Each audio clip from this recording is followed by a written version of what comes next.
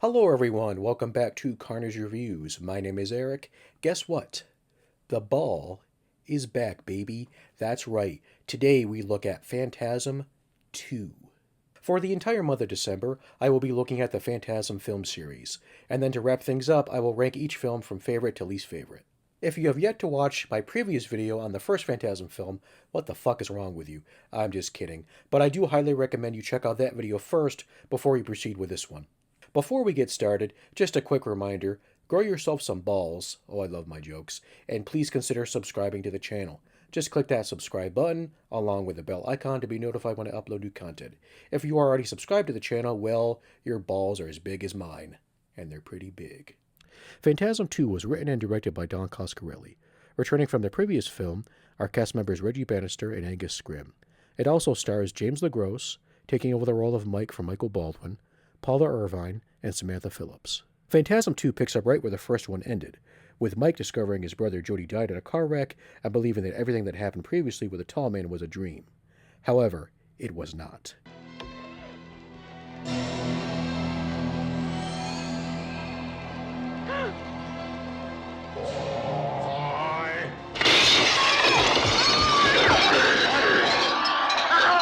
The tall man arrives at Reggie's house with his minions and tries to take Mike away. With some quick thinking, Reggie's able to save Mike with some explosive results. We are introduced to a character named Liz, who has dreams of both the tall man and Mike. Her and Mike share a bond, and the tall man wants them both. Mike is now a young man who spent some time in an asylum due to his wild story of Reggie saving him from the tall man. Be well, Michael. And remember, it was all in your imagination.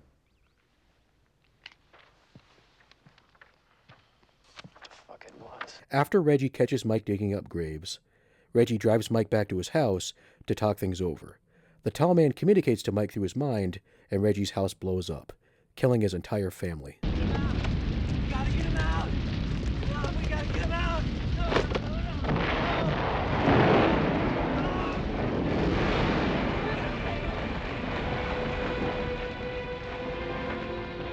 Now fully believing in Mike, Reggie joins him as they travel from town to town, trying to find Liz and the tall man, so they can stop him once and for all.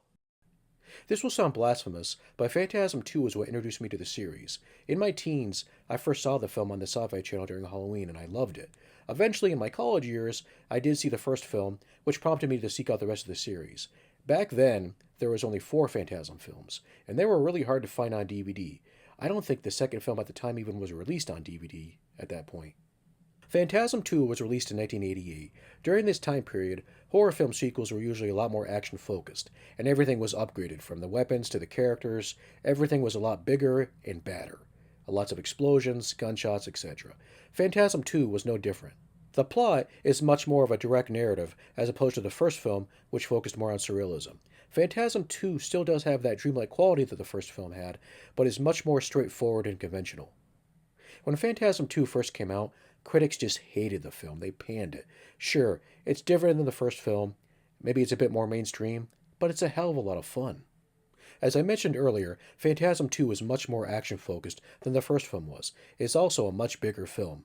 More gunshots, more explosions, more fighting, upgraded weapons, more violence, more gore, and even more important, more balls. Oh yes, it's balls galore in Phantasm 2. Not only can they drill holes in your head, but they can also cut off body parts and shoot lasers. Phantasm 2 picks up directly after where the first film ended, and I love horror sequels that do that.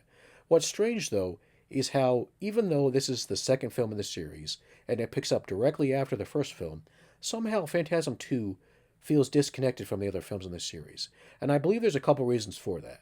Phantasm 2 is the only film in the series to not feature the original main cast. Michael Baldwin does return in the third film. Also, as mentioned earlier, Phantasm 2 has a much more straightforward plot. Now, I'm not saying that the series doesn't acknowledge what happens in Phantasm 2. In fact, many scenes do get referenced, if not reshown, in future films. However, compared to the other films, this film just does feel a lot different and sort of disconnected. So it does suck that Michael Baldwin wasn't able to return as Mike in the second film. However, you know what? James LeGros does do a good job as Mike in the film. In fact, for the style they are going for, that action-packed style, I think he fits the character much better. Now, Michael Baldwin could have did a good job in this role. I don't know. I mean, there's no way of really telling now. He probably could have did a good job, but who knows? Um, I do find it strange that Jody, the brother of Mike, is barely mentioned in the second film. It's weird because they were so close in the first film and they were very important to each other. You think there would have been more mention of him. It's this very strange. I do think it was interesting to introduce a new character who's a love interest for Mike and who also has a link to the tall man. Apparently, this was at the request of the studio, and Coscarelli really didn't want to do this. However, I think the actress does a good job in the role. One thing I think the first Phantasm film does better than the second one is character development. If you've seen the first film, you of course know the relationship between Mike and Reggie, and you know that Reggie's looking after Mike after his brother died. But we don't learn anything else after that. We learn nothing new about the characters. Oh, other than the fact that Reggie is horny. You know, we've been out here a long time. Besides, it gets hard on the road. Reg, you're thinking with your wrong head. Like the first Phantasm film, Phantasm 2 has humor as well. I really like the chainsaw fight with Reggie.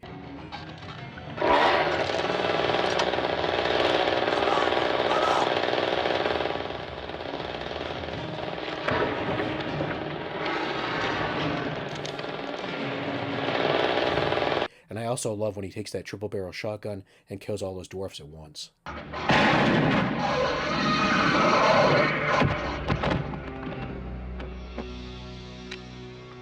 We get to see more of the tall man in Phantasm 2. We get to see him talk more as well. Typically, this would be a bad thing in a horror film, but honestly, the more we get to see the tall man and the more we get to hear him talk, the more interesting he becomes. My favorite scene is where he confronts the priest and chokes him with his own necklace. That shot of the necklace going up and the cross is upside down just looks so cool. You think that when you die, you go to heaven. You come to us.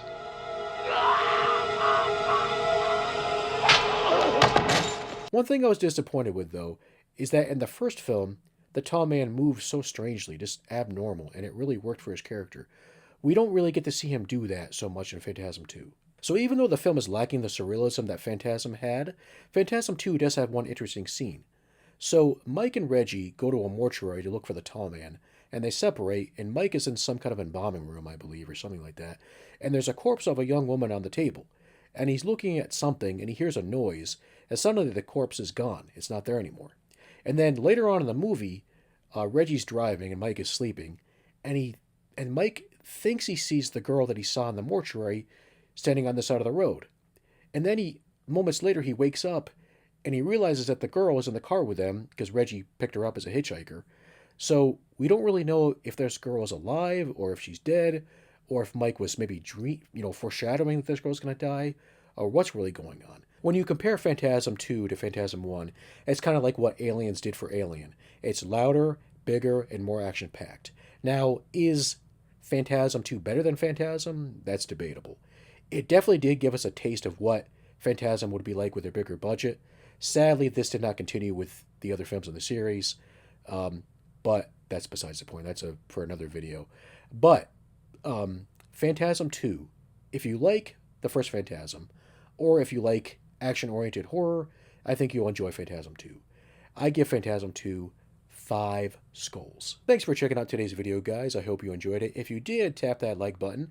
And if you have not done so already, please consider subscribing to the channel. Tune in next week when we take a look at Phantasm 3, Lord of the Dead. Take care, guys. Bye-bye.